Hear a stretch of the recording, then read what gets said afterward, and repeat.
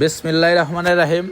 ওয়াজ উপলক্ষে যে মেলা মিলছে, সো মেলার হচ্ছে কিছু খাবার, ভাইরাল খাবার হচ্ছে আমি ভিডিও চিত্রতে আপনাদের মাঝে তুলে ধরলাম।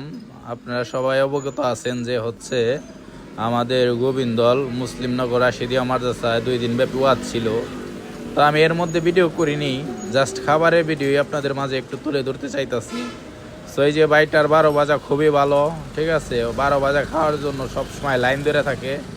আসলে মেলায় আসলে 12 ভাজা খাবেন না, এটা হইতে পারে না, ঠিক আছে। আর 12 ভাজা যে টেস্ট, মানে বাঙালিরা হচ্ছে 12 ভাজার জন্য পাগল, 12 ভাজার জন্য হুমড়ি খেয়ে পড়ে, ঠিক আছে। আপনারা মেলায় আসলে কে কে 12 ভাজা খান জানাবেন। আর হচ্ছে মেলায় হচ্ছে ডিম পিঠাও ছিল। এই ডিম পিঠাটা মোটামুটি স্বাস্থ্যকর পরিবেশে বানাইতেছিল, একবারে পরিষ্কার পরিচ্ছন্ন।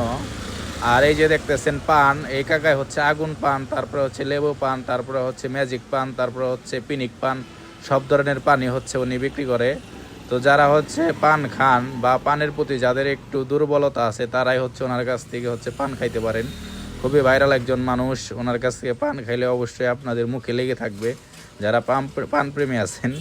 আর হচ্ছে একটা জিনিস কি দেখেন, মেলার মধ্যে সবচেয়ে ইউনিক একটা জিনিস যে হচ্ছে ভাজা পোড়া, সেটা কতটুক স্বাস্থ্যকর, কতটুকু মানসম্মত, এটা আপনাদের কাছেই তুললাম। কারণ কাঁচা মাছের সাথে ভাজা পোড়া রাখছে, দেখছেন, কাঁচা মাছের সাথে ভাজা পোড়া রাখছে।